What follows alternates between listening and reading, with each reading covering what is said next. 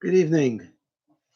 Continuing with our series of Shavuos Shiurim, wanted to go on now to Gemara on Shabbos, Daf Peiches Amud Beis. It's a little bit of a long Gemara, but let's go through the Gemara, and then I'll share a couple of ideas based on the Gemara. V'amar Rabbi Yeshua ben Levi. Rabbi Yeshua ben Levi said, "B'shah she'olam Moshe l'marom," when Moshe Rabbeinu went on high. Amru Malachi Ashares Lifnei HaKadosh Baruch Hu, the angel said to Hashem, Ribona Shalola, Master of the universe, Mali Yulud Isha Beinenu, why is someone born of man amongst us? Amr Lehen, Hashem said, Lekabel Torah ba, he came to accept the Torah.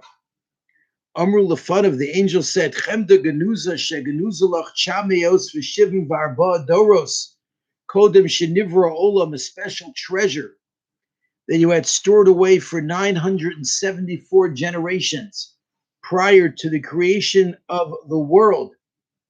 Atam avakesh litna lebasar v'dam. You want to give it to flesh and blood?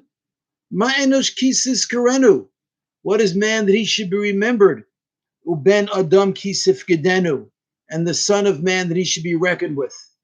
Hashem Adonenu ma'adir shimcha b'chol ha'aretz asher tnahotcha al shemayim. Hashem, your name is not as treasured on the earth. Better put your glory in heaven.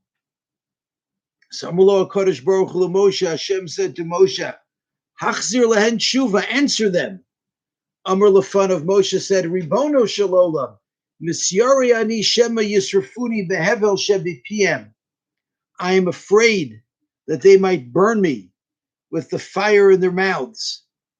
Amar lo, so Hashem said to Moshe, Achoz bekisei kvodi, grab onto my throne of glory, v'chazor lehen tshuva, and answer them.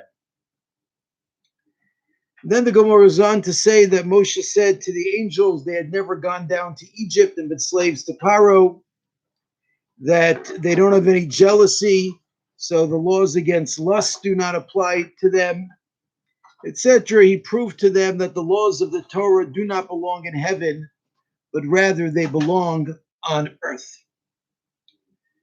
So there's a few points I want to discuss. Number one is that what's this idea of Moshe Rabbeinu grabbing onto the throne? And secondly, what was this dialogue between Moshe and the angels as to whether the Torah belongs in heaven or the Torah belongs on earth? So Bavram Tzvi Kluger brings down a very interesting insight from Reb Shimshon of Astropolia. He says that when Yaakov Avinu fell asleep and had his famous dream about the ladder, the pasuk says at the end, Vayikatz Yaakov mishnaso, Yaakov woke up from his sleep, Vayomer, and he said, Achein yesh Hashem b'makom hazeh. Indeed, God is in this place. Va'anochi lo yadati, and I did not know. That is the pshat understanding of that verse.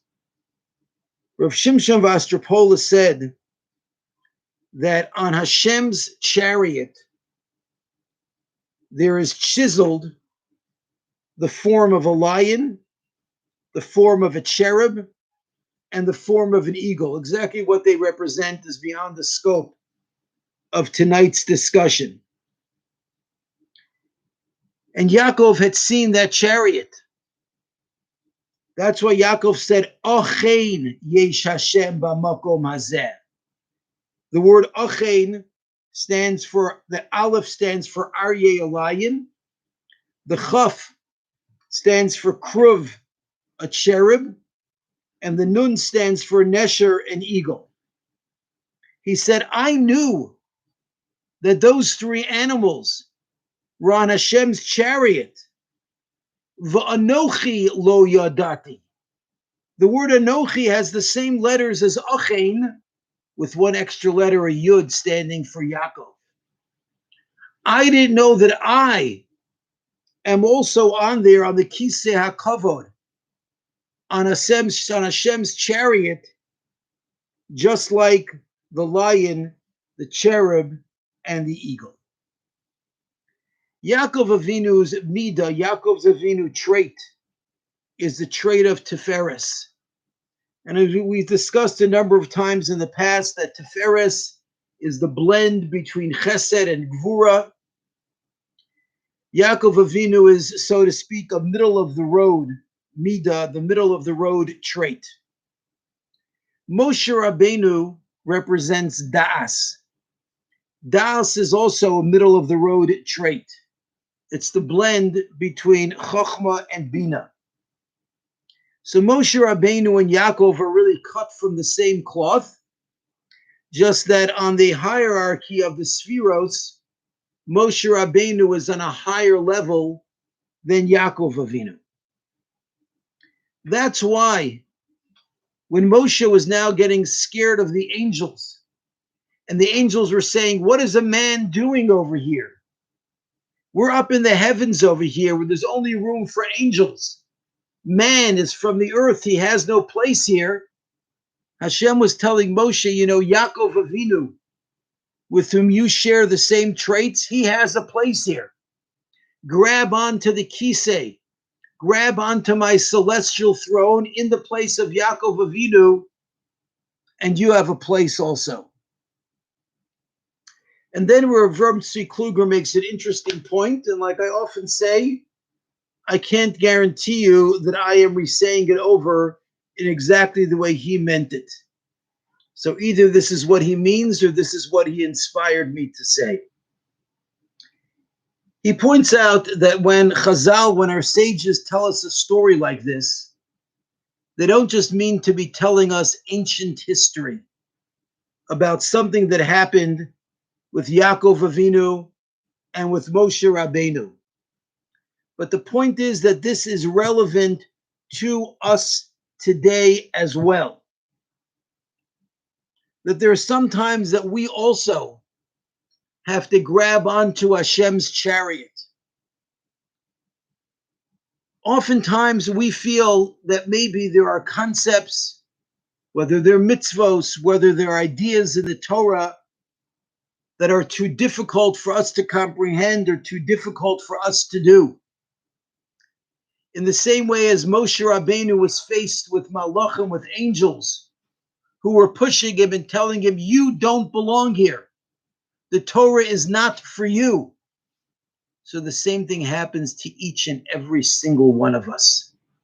There are forces in the world that are trying to tell us, "You don't belong here," when it comes to our connection to the Torah. And sometimes, what we just have to do? Just like Moshe Rabbeinu did, we've got to grab on for dear life. We have to hold on to that kisei and not let go. And to hold on to it and to remember that we do belong there up with the angels. And nobody and nothing has the right, including ourselves, to tell us that we do not belong there. The Chalban talks at very great length about the dialogue between Moshe and the angels. What were the angels arguing when they were saying that the Torah belonged in heaven? And what exactly was Moshe's answer when Moshe said to them that no, it doesn't belong in heaven, it belongs down here on earth? He gave them the story about Mitzrayim. He told them about certain mitzvos that aren't applicable to angels. You think the angels weren't aware of that themselves? So we find different levels of holiness. We find there's chol, there's the mundane. We find something called kodesh, holy. And finally, we find the concept of kodesh kadashim, the holy of holies. As a rule, the Chalban says, most of us human beings down here on earth, we live and spend our lives in the realm of chol, in the realm of the mundane. Malachim, the angels, they live in the realm of kodesh, of holy. Kodesh actually literally means separated. Because when something, a malach, is on the level of separated, it means he has no connection whatsoever to the physical. in order for the malach to attain and retain its holiness, it has to be a purely spiritual being that is completely separate and devoid of any physicality whatsoever. So there's the mundane and the holy. But the holy of holies, that's someone who can take that which is mundane and make it holy. As Rabbi Akiva said about Kol Hashirim Kadosh V'Shir Hashirim Kodesh Kadashim, that Shir Hashirim is the holy of holies, because the whole idea of Shir Hashirim is taking the most mundane, base feelings and acts and sanctifying them. The Malachim, they saw man as being earthly, physical, mundane beings.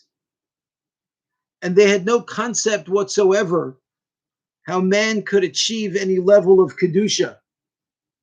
So the Malachim said, what are people doing here? The Torah? Yeah, the Torah is a symbolic book representing certain spiritual concepts which we as angels are able to embody. But Moshe's message to them was no. Because we don't just remain with those mundane concepts remaining mundane. We take each and every single one of them and we sanctify them to the level of Kodesh Kadashim until we've raised ourselves up to being on a level that is even higher than that of the Malachim. So in short, the message that I'd like to leave with you tonight is that, on the one hand, from what we saw from Avram Tzvi Kluger, is don't let go. Grab onto that kisei and know that you belong there with the angels, and you even belong there above the angels. That we all have the ability to take what is mundane and sanctify it to the highest levels possible. You also want to mention that tonight, still a little bit, a few minutes before the sun goes down, but this evening is the yahrzeit of my maternal grandmother, Chaya Sarah Bas Mordechai Tzvi, who grew up here in the United States of America, in which there wasn't very much Kedusha whatsoever. There wasn't very much holiness at all. Actually, at her husband's funeral, Rav Elia Svei Zatzal, the Rosh Hashiva of Philadelphia, mentioned that when Rav Baruch Ber came to America in the 1920s, he said the problem with America is that in Europe, with Jews having been there for many generations, there was Kedusha in the walls. But in America, there's no Kedusha in the walls. And he said about people like my grandparents, who had been at the forefront of Torah life and Torah education in America, they had put the Kedusha in the walls of America. So there should be an Eloi for her neshama and a schus that we should all continue to put the Kedusha, whether it's in the walls of America or the walls of Eretz Yisrael, until the time that we can hear the shofar blowing again. Good night.